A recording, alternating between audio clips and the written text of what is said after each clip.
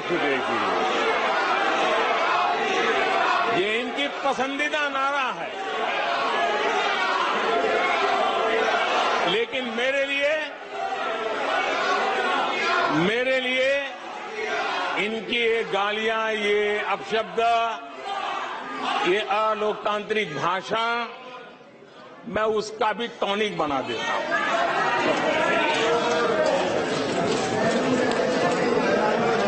और ये ऐसा क्यों करते हैं और ये क्यों होता है, आज मैं सदन में कुछ सीक्रेट बताना चाहता हूं। मेरा पक्का विश्वास हो गया है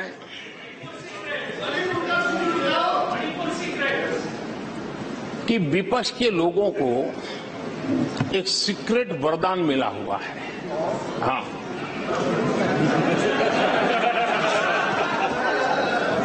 सीक्रेट वरदान मिला हुआ है। और वरदान ये कि ये लोग जिसका बुरा चाहेंगे उसका भलाई ही होगा।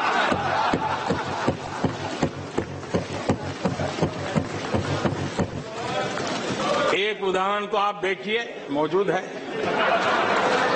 20 साल हो गए, क्या कुछ नहीं हुआ, क्या कुछ नहीं किया गया, लेकिन भलाई होता गया। तो आपको बड़ा सीक्रेट वरदान है जी। और मैं 3 उदाहरण से ये सीक्रेट वरदान को सिद्ध कर सकता हूं जी। आपको ध्यान होगा कि इन लोगों ने कहा था बैंकिंग सेक्टर के लिए, बैंकिंग सेक्टर डूब जाएगा, बैंकिंग सेक्टर तबाह हो जाएगा, देश खत्म हो जाएगा, देश बर्बाद हो जाएगा, न जाने क्या क्या कहा था।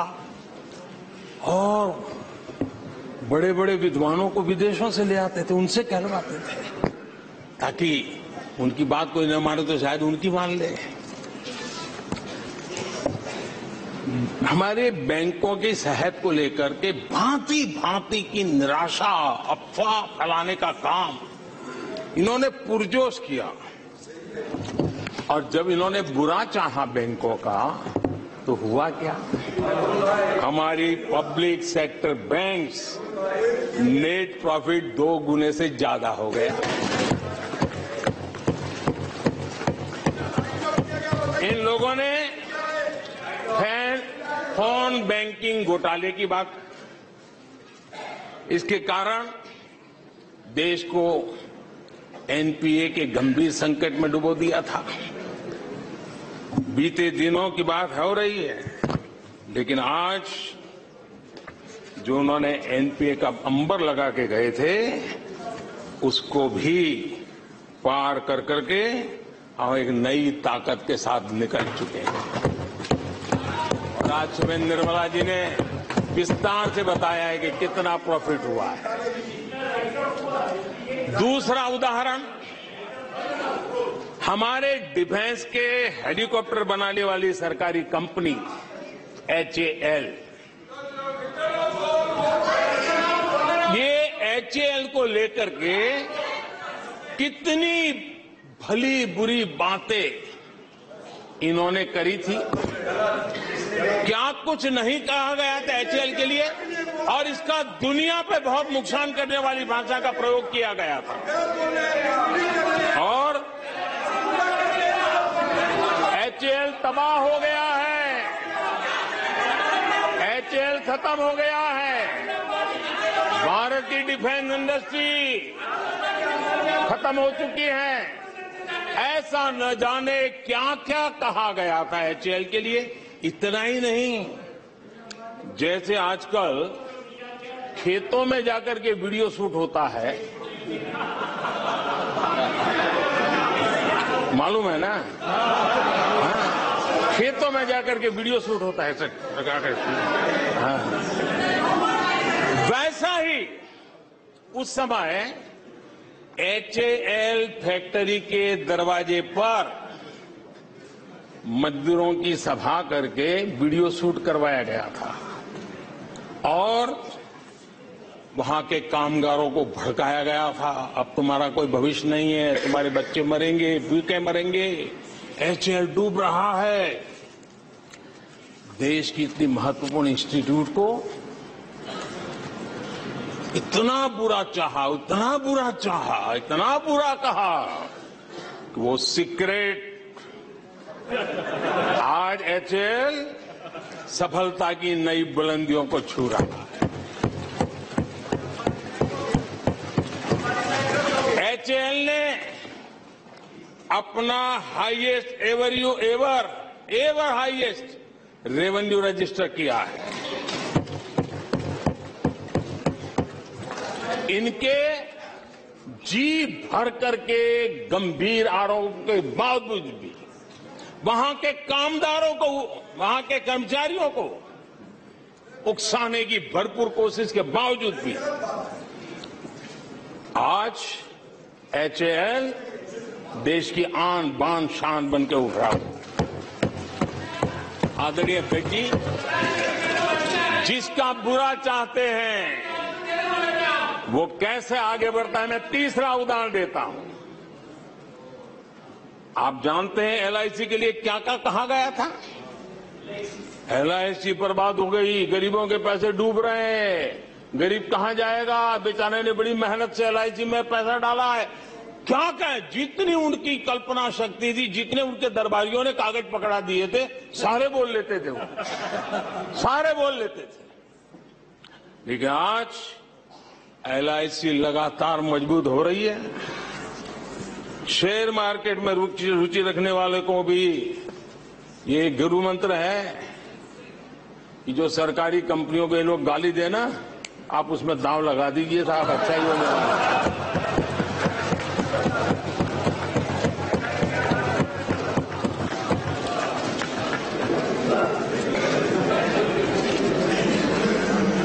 आदरणीय अध्यक्ष जी, ये लोग देश की जिन संस्थाओं की मृत्यु की घोषणा करते हैं, उन संस्थाओं का भाग्य चमक जाता है। और मुझे विश्वास है कि ये जैसे देश को कोसते हैं, लोकतंत्र को कोसते हैं, मेरा पक्का विश्वास है देश भी मजबूत होने वाला है, लोकतंत्र भी मजबूत होने वाला है, और हम तो होने ही वाले हैं। आदरणीय अध्यक्ष जी, ये वो लोग हैं जिन्हें देश के सामर्थ्य पर विश्वास नहीं। इन लोगों को देश के परिश्रम पर विश्वास नहीं है, देश के पराक्रम पर विश्वास नहीं है। कुछ दिन पहले मैंने कहा था कि हमारी सरकार के अगले टर्म में, तीसरे टर्म में, भारत दुनिया की तीसरी टॉप अर्थव्यवस्था बनेगा।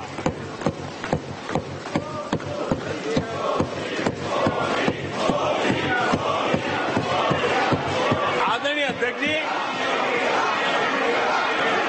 आदरणीय अध्यक्ष जी, अब देश के भविष्य पर थोड़ा सा भी भरोसा होता जब हम ये क्लेम करते हैं कि हम आने वाले 5 साल में, नए तीसरे टर्म में, हम देश की इकोनॉमी को तीसरे पर लाएंगे। तो एक जिम्मेवार विपक्ष क्या करता? वो सवाल पूछता, अच्छा भाई बताओ, निर्मला जी बताओ कैसे करने वाले हो, अच्छा मोदी जी बताओ कैसे करने वाले हो, आपका रोड मैप बताओ। ऐसा करते। अब ये भी मुझे सिखाना पड़ रहा है। लेकिन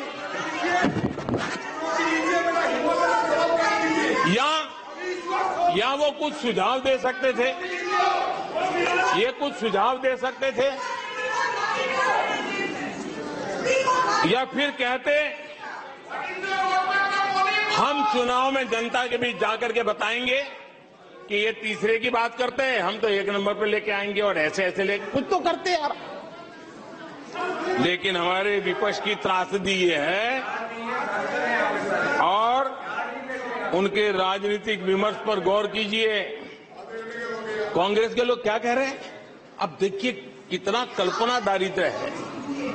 इतने सालों तक सत्ता में रहने के बाद भी क्या अनुभवताहीन बातें सुनने को मिल रही है जी। क्या कहते हैं ये कहते हैं इस लक्ष्य तक पहुंचने कुछ करने की जरूरत नहीं, ऐसे ही होने वाला है तीसरे नंबर पे। बताओ, मुझे लगता है कि इसी सोच के कारण वो सोते रहे इतने सालों तक, तो अपने आप होने वाला है।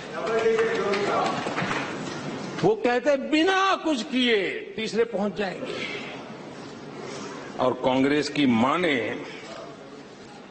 अगर सब कुछ अपने आप ही हो जाने वाला है, इसका मतलब है कांग्रेस के पास न नीति है, न नीयत है, न विजन है, न वैश्विक अर्थव्यवस्था की समझ है और न ही भारत के अर्थ जगत के ताकत का पता है।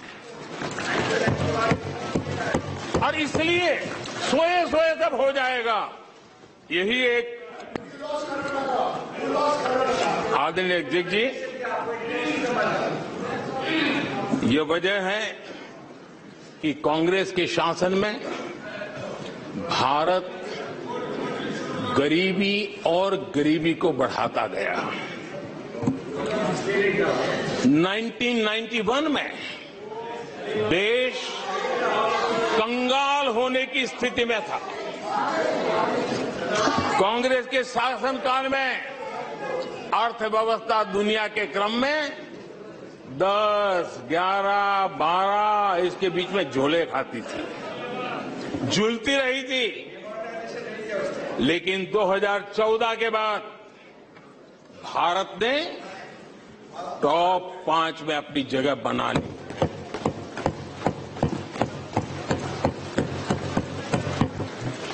कांग्रेस के लोगों को लगता होगा कि ये कोई जादू से लकड़ी से हुआ है, लेकिन मैं आज सदन को बताना चाहता हूं माननीय अध्यक्ष,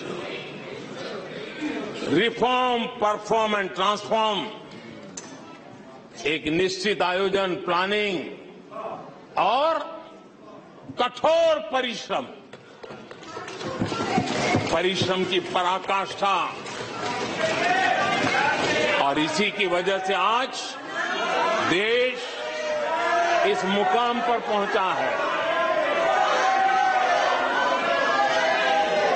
और ये